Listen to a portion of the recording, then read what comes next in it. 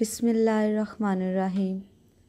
اسلام اصل دین کے پیارے سے دوستو، السلام علیکم۔ دوستو، آپ سے درخواست ہے کہ اگر آپ ہمارے چینل اسلام اصل دین کی ویڈیو پہلی بار دیکھ رہے ہیں اور ابھی تک آپ نے ہمارا چینل سبسکرائب نہیں کیا تو ابھی ہمارا چینل سبسکرائب کریں اور ساتھ ہی لگے بیل کے بٹن کو بھی پریس کریں تاکہ آپ کو مستقبل میں ہماری اپلوڈ ہونے والی مزید ویڈیوز کا نوٹیفیکیشن ملتا رہے۔ ویڈیو کو لائک اور شیئر کرنا مت بھولیے گا۔ کمنٹ باکس میں اپنی رائے کا اظہار ضرور کیجیے گا۔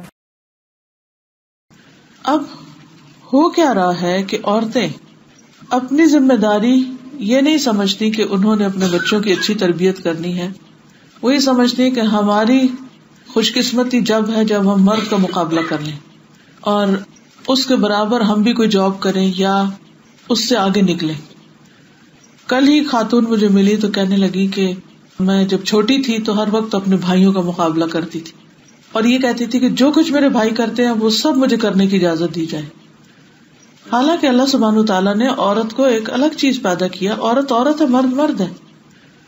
کوا چلا ہنس کی چال تو اپنے بھی بھول گیا۔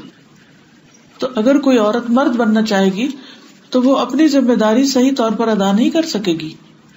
تو میں نے کہا پھر کیا ہوا؟ کہتی کہ اس وقت میرے ماں باپ جو تھے وہ بات سن لیتے تھے اور میں نے جو کچھ کرنا چاہا انہوں نے مجھے کرنے دیا۔ کہتے اس کے بعد شادی ہوئی تو شادی کے بعد میں نے شوہر کا مقابلہ شروع کر دیا اور میں نے کہا کہ میں اپنے آپ کو پروو کر کے دکھاؤں گی اور میں اس سے آگے نکلوں گی، اور کہتی میں یہ دعا مانگتی تھی کہ اللہ میں اپنے شوہر سے زیادہ کماؤں۔ کہتی کچھ دن کے بعد میرے شوہر کی جاب چلی گئی۔ اب کہتی ہے کہ میں اتنی پریشان ہوئی کہ میں تو کما رہی تھی بہت، لیکن باہر کا بھی سارا کام مجھ پہ تھا اور گھر کا بھی سارا کام مجھ پہ۔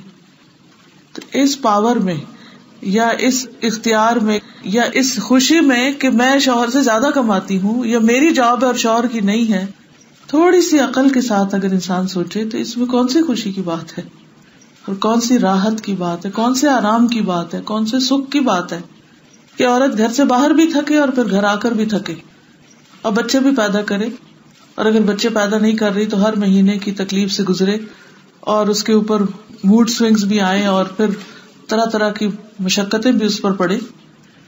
تو یہ کوئی عقل مندی کی بات نہیں ہے کہ عورت مرد کا مقابلہ کرے اور یہ ثابت کرے کہ میں مرد سے زیادہ کماتی ہوں تو میری بات مانی جائے اور مجھے سب کچھ تسلیم کر لیا جائے۔ یاد رکھیے کہ ہر جگہ جہاں انسان کا اختیار زیادہ ہو جاتا ہے، پاور زیادہ ہو جاتی ہے، وہاں ذمہ داری بھی زیادہ ہو جاتی ہے، اس کا کام بھی زیادہ بڑھ جاتا ہے۔ اور پھر ایک وقت ہوتا ہے کہ انسان بہت سے کام کر لیتا ہے، یعنی عورتیں مرد بن کے بھی گزارا کر لیتی ہیں، لیکن پھر ایک وقت آتا ہے کہ وہ اس چیز کی طاقت نہیں پاتی جس کی اللہ نے اس کو دی نہیں۔ اور ویسے بھی جو مرد ہوتا ہے اس کو عورت چاہیے ہوتی ہے بیوی کے طور پر، مرد نہیں چاہیے ہوتا، الا یہ کہ کسی کی فطرت بالکل ہی بگڑ چکی ہو۔ ورنہ عورت کی خوشی عورت ہونے میں ہے۔ ایک عورت کے اندر جتنی زیادہ نسوانیت پائی جائے گی، وومن ہوڈ، وہ جتنی زیادہ نرم و نازک ہوگی یا اس کے اندر ایک محبت ہوگی اور ایک چاہت کا جذبہ ہوگا، وہ اتنی اچھی بیوی بن سکے گی۔ پھر اسی طرح عورتوں کو نازک آئینے سے تشبیہ دی گئی، اور حقیقت ہے اگر بظاہر وہ بہت اسٹرانگ بھی بنتی ہے تو دل اس کا عموماً شیشے سے بھی نازک ہوتا ہے۔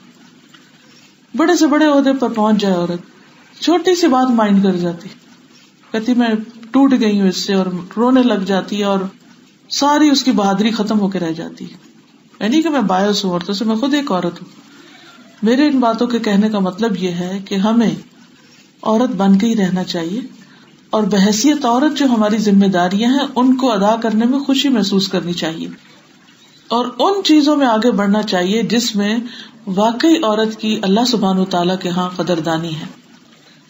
ایک گھر بنتا ہے ایک مرد اور عورت دونوں کے ملاپ سے، دونوں کی جب شادی ہوتی ہے تو دونوں کے الگ الگ رول ہوتے ہیں۔ مرد کی اپنی ذمہ داری ہوتی ہے، عورت کی اپنی ذمہ داری ہوتی ہے، اور دونوں ایک دوسرے سے مختلف بھی ہیں۔ مرد کی ذمہ داری کمانے کی ہے، عورت کی ذمہ داری بچے پیدا کرنے، پالنے اور ان کی تربیت کی ہے۔ اگرچہ تربیت کی ذمہ داری مرد پر بھی ہے اور اس سے بھی پوچھا جائے گا،